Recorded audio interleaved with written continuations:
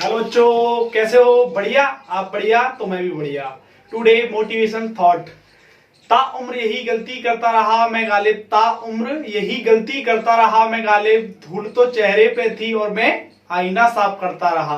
तो उम्मीद करता हूँ मोटिवेशन थॉट अच्छा लगा होगा। तो आज की पढ़ाई में हम क्या करने वाले हैं? आज की पढ़ाई में है चैप्टर नंबर 3 चल रहा था हमारा क्लास 10 मैथमेटिक्स में, जिसमें हम केवल इंपॉर्टेंट क्वेश्चन को डिस्कस कर रहे थे।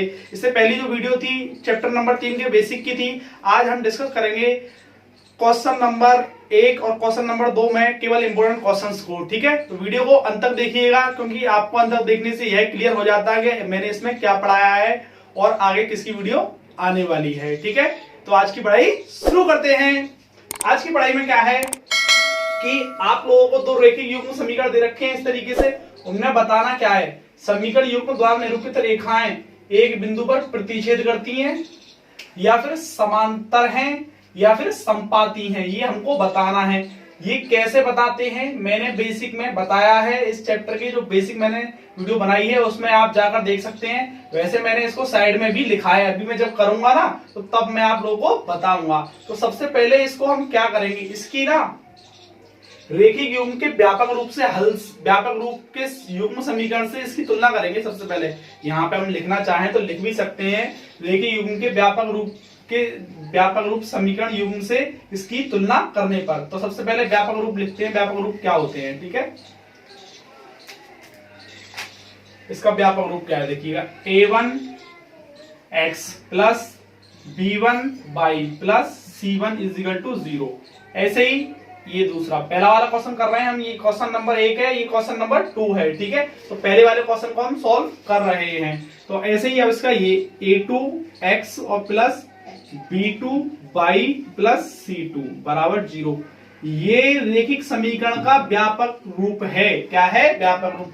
इसी से तुलना करके हमें a1 b1 c1 a2 b2 c2 इनके वैल्यूज निकालनी है। आप यहाँ पे थोड़ी सी लिख देना थ्योरी के व्यापक रूप से तुलना करने पर समीकरण युग्म की। ठीक है, रेखिक समीकरण युग्म की। ठीक है, लिख दोगे आप लोग ये। ठीक है, अब देखो तुलना करने पर हमको क्या मिला है, मैं यहाँ पर लिख रहा हूं a1 बराबर मेरा 5 है तो 5 लिख लिया। b1 बराबर मेरा क्या है, b1 बराबर माइनस का 4 है और c1 बराबर क्या है मेरा 8 है। कितना है? 8। ठीक है, ऐसे ही a2 कितना है मेरे पास, 7 है। कितना है? 7। b2 कितना है मेरे पास, b2 है 6 और c2 कितना है मेरे पास 9 है माइनस का, लेकिन ठीक है किसका है, माइनस का। ये जो हमने तुलना की है ये जो है इसका व्यापक रूप होता है रेखिक समीकरण युग्म का। ठीक है, तो व्यापक रूप से ही तुलना की है इन दोनों समीकरण की। पहले समीकरण की पहले से तुलना, दूसरे समीकरण की दूसरे तुलना। अगर आप चाहते हैं तो इसको इक्वेशन 1 मान लीजिएगा, इसको इक्वेशन 2 मान लीजिएगा, बड़ा आसान है। ठीक है, अब देखिएगा कैसे तुलना की है। x के गुणांक में क्या है, a1, इसको a1 मानना है, x के गुणांक में a1 तो इसको 5 लिख दिया। अब ये y के गुणांक में क्या है, y की कोएफिशिएंट में माइनस का 4 है तो इसको मैंने b1 को माइनस का 4 लिख दिया। अब c जो अचर पद है वो कितना हमारा 8, तो 8 लिख दिया हमने। ठीक है, प्लस का था इसलिए लिखा नहीं। ठीक है, प्लस को लिखते नहीं है। अब ऐसे ही x के गुणांक में दूसरे समीकरण में a2 है तो ये 7 हो गया, 7 लिख दिया। वैसे ही सेम y के गुणांक में क्या है b2, तो दूसरे समीकरण में y के गुणांक में b2 कितना हमारे पास 6 है तो प्लस का 6 लिख दिया। सेम c2 माइनस का है तो माइनस का हमने लिख दिया 9। अब यहां से अप्लाई कंडीशन करेंगे। ठीक है, कंडीशन में बोले तो a1 अनुपातों की तुलना करेंगे इसके द्वारा, a1 a2, तो a1 कितना हमारे पास 5 और ये हमारा 7। ठीक है, अब हम देखेंगे यहाँ पे b1 अपॉन b2, b1 और b2 कितना था हमारे पास माइनस का 4 अपॉन 6, 2 दूनी 4, 2 तिया 6। ठीक, ये अगर इसको रिड्यूस हो रहा है तो काट देंगे, कोई दिक्कत नहीं है। अब यहाँ पे थोड़ा सा हमको देखना पड़ेगा, मैं इधर देख लेता हूं c1 और c2। c1 कितना हमारे पास 8 है और ये कितना है माइनस का 9 है। ठीक, दैट्स वेरी इजी। अब हमको क्या देखना है, हमको ये देखना है कि ये तीनों में से कोई कंडीशन बराबर है या नहीं। ठीक है, तो सबसे पहले हमने देखा इन तीनों कंडीशन को 5 और 7, ये दोनों और ये 2/3 माइनस का है, लेकिन ठीक है 2/3 ये दोनों ही बराबर नहीं है। जब दोनों ही बराबर नहीं है तो ये कंडीशन किसकी है, जाइएगा कहीं पे। ठीक है, देखो यहाँ पे ग्राफीय विधि में यह प्रतिच्छेद रेखाओं की कंडीशन है A1 upon A2 equal not B1 upon B2, ये दोनों आपस में बराबर नहीं होंगे। कब? जब प्रतिच्छेद रेखाएं मतलब एक दूसरे को इंटरसेक्ट कर रही होंगी रेखाएं ऐसे। तो हम यहाँ पे लिख सकते हैं अतः यह प्रतिच्छेद रेखाएं हैं। क्या है ये? अतः यह प्रतिच्छेद रेखाएं। कौन सी रेखाएं? प्रतिच्छेद रेखाएं हैं।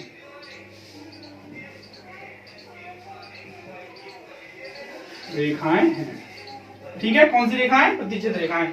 याद रहे ये हमने ग्राफीय विधि में दिया है, ना कि इसका आंसर हमने दिया है बीजगणितीय विधि में, ठीक है, या निरूपण में, ठीक है।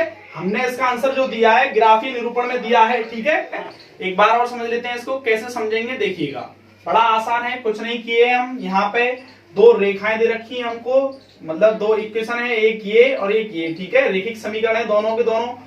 तो हमको बताना क्या है, मोटिव क्या है हमारा, कि प्रतिच्छेद रेखाएं ये या समांतर रेखाएं ये या फिर समपाती हैं, कैसी हमको ये बताना है। और बता कैसे पाएंगे? जब हमको ये कंडीशंस याद होंगी। और ये कहां से याद होंगी? मैंने यहाँ पे भी लिखी है और बेसिक में भी इनको डिटेल में बताया है। या तो आप बेसिक वाली वीडियो देख लीजिएगा या थोड़ा सा यहाँ समझ लीजिएगा ध्यान से, ठीक है। हाँ, जैसे मैं दोबारा बताऊं अगर आपको, A1 upon A2 equal not B1 upon B2, तो ग्राफीय निरूपण में हमारा प्रतिच्छेद रेखाएं होंगी ये। अगर ये दोनों अनुपात नहीं मिल रहे हैं तो बराबर नहीं है दोनों, तो प्रतिच्छेद रेखाएं। अगर तीनों अनुपात मिल रहे हैं तो ये समपाती रेखाएं। याद रहे ग्राफीय निरूपण में, ठीक है। A1 upon A2 B1 upon B2 दोनों मिल रहे हैं, लेकिन C1 अपॉन C2 नहीं मिल रहा है, इक्वल नॉट है, ठीक है। तो ये ग्राफीय निरूपण में समांतर रेखाएं। क्या है ये? समांतर रेखाएं। यहां से आप इनको समझ सकते हैं, ठीक है। यहां से इसको एक बार और समझते हैं कि किस तरीके से हमने ये क्वेश्चन किया है, ठीक है। देखिएगा, कुछ नहीं है इसमें। सबसे पहले आपको दो समीकरण दे रखे हैं, ठीक है। क्या दे रखे हैं? दो समीकरण दे रखे हैं। उन समीकरणों की व्यापक समीकरण से तुलना कर दीजिएगा। जो रेखिक युग्म के समीकरण है ना, व्यापक मतलब आपका जनरल फॉर्म जो थी मैंने बेसिक में बताया है, उससे तुलना कर दीजिएगा, ठीक है। ये आपका आ जाएगा, ठीक है। ये यहां से आ जाएगा, ठीक है। अब तुलना करने के बाद हमको ये देखना है कोई बराबर तो नहीं है। A1 upon A2 B1 B2 ये दोनों आपस में बराबर तो नहीं है, या फिर ये तीनों बराबर तो नहीं है, या फिर दो बराबर है तीसरा बराबर तो नहीं है। इस तरीके से हमको ये देखना होता है। ये तीनों कंडीशंस में से कोई सी भी कंडीशन हमको देखनी होती है, पहचाननी होती है, ठीक है। तो देखिएगा, मैंने जो रिकॉग्नाइज किया मतलब आइडेंटिटी की, मैंने पहचान की कि ये पहली और दूसरी बोले तो A1 अपॉन A2 और B1 अपॉन B2 ये यहाँ पे नहीं मिल रही है, ठीक है। तो अतः यह प्रतिच्छेद रेखाएं पहली वाली है, सीधी सी बात है। कौन सी है? प्रतिच्छेद रेखाएं हैं, ठीक है। अब इस वाले का क्वेश्चन का आंसर आपको कमेंट बॉक्स में करना है। 9x plus 3y plus 12 is equal to 0 ये समपाती है, प्रतिच्छेद रेखाएं हैं या समांतर रेखाएं? इसका आंसर आपको कमेंट बॉक्स में करना है। दो रेखीय युग्म समीकरण हैं, इनका आंसर बताना है आप लोगों को ग्राफीय निरूपण में कि ये क्या है, प्रतिच्छेद रेखाएं हैं, समपाती रेखाएं या समांतर रेखाएं, ठीक है। अब हम करने वाले हैं इसमें जो है क्वेश्चन नंबर 2, जिसमें हमको बताना है कि ये संगत है या असंगत है। क्वेश्चन नंबर 1 में हमने यह देखा था बीजगणितीय निरूपण में कि यह प्रतिच्छेद रेखाएं, समपाती रेखाएं या समांतर रेखाएं। क्वेश्चन नंबर 2 में हम यह देखेंगे कि जो है आपका, जैसे कि ये आपका संगत है या असंगत है। ये बीजगणितीय निरूपण में बताना है हमें, और वो हमने ग्राफीय निरूपण में बताया था। याद रहे, ये हमको बीजगणितीय निरूपण में बताना है और वो हमने ग्राफीय निरूपण में बताया था। तो देखिएगा, इसमें कुछ नहीं है, सीधा सीधा सा आप लोगों को जनरल फॉर्म याद होनी चाहिए। किसकी जनरल फॉर्म? रेखिक समीकरण युग्म की, ठीक है। फिर आप कंपैरिजन करेंगे, तुलना करेंगे, A1 A2 B2 C2 इन सब के मान मिल जाएंगे आप लोगों को। फिर आप कंडीशन में रख देंगे, तुलना कर देंगे रेशियो से, अनुपातों की तुलना करने पर आप लोगों को फिर जो भी परिणाम आपको मिलेगा यहां देखेंगे, यहां इसमें देखेंगे। इसमें देखने के बाद आपको जो भी पता लगे इसमें आ जाना, इस वाले कॉलम में, इसमें, ठीक है। सीधी सी बात है। तो देखिएगा, सबसे पहले इसका सॉल्यूशन करते हैं। तो देखिएगा, कुछ नहीं है इसमें। सबसे पहले हमने क्या किया, जो समीकरण थे हमारे व्यापक रूप के वो लिख लीजिए दोनों। C1 equal to 0। अब A2x plus B2y plus C2 equal to 0, ठीक है। हाँ, ये इक्वेशन फर्स्ट मान लीजिएगा इसको, और इसको इक्वेशन सेकंड मान लो, ठीक है।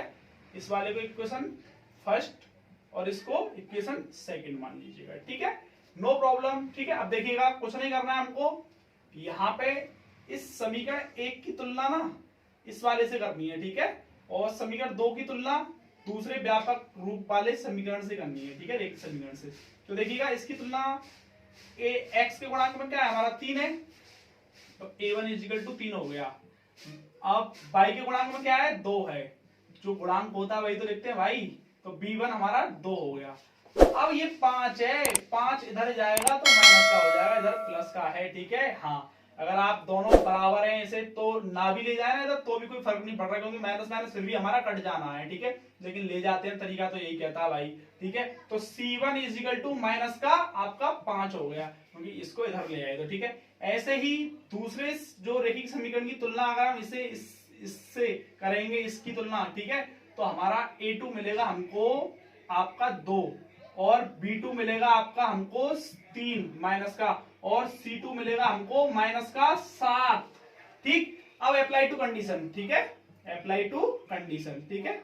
अब कंडीशन क्या है हमारी, अप्लाई टू कंडीशन, ठीक है। कंडीशन क्या है, A1 मतलब रेशियो वाली A1 अपॉन A2, तो A1 कितना हमारे पास, A1 है 3 और ये 2 है, ठीक है, comma B1 upon B2, B1 कितना हमारे पास 2 और ये माइनस का 3, C1 कितना हमारे पास और C2 कितना है, देखिएगा C1 कितना है माइनस का 5 और ये माइनस का 7, माइनस से माइनस खत्म।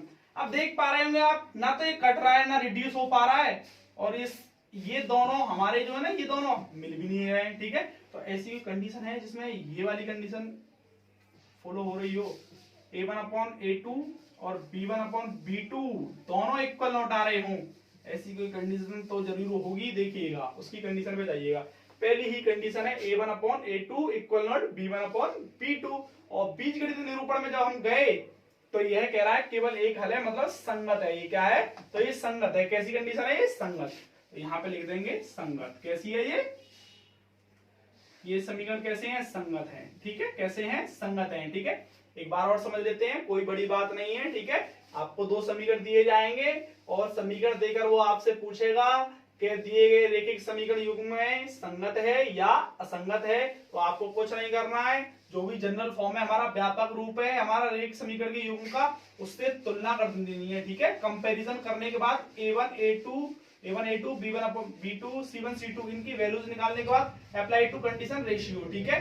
जो रेशियो की हमारी कंडीशन है ना, अनुपात की कंडीशन जो है उसमें अप्लाई कर दीजिएगा। A1 अपॉन A2, A1 कितना था हमारा 3 था, A2 कितना था 2 था, B1 कितना था हमारा 2 था, B2 कितना था हमारे पास माइनस का 3 था, C1 कितना था हमारे पास, C2 कितना था, यहां से हमने देख के लिख लिया। अब हमने देखा भैया रे ये और ये मतलब A1 upon A2 B1 upon B2 नहीं मिल पा रहे हैं, दोनों इक्वल नॉट नहीं है, ठीक है। तो अब ऐसी कंडीशन हमें यहाँ टेबल में देख लेनी है कोई, हाँ ये है ना, और इसके बीजगणित निरूपण में चले जाओ तो संगत है, ये कैसा है, संगत, तो हमने यहाँ पे लिख दिया संगत, ठीक है।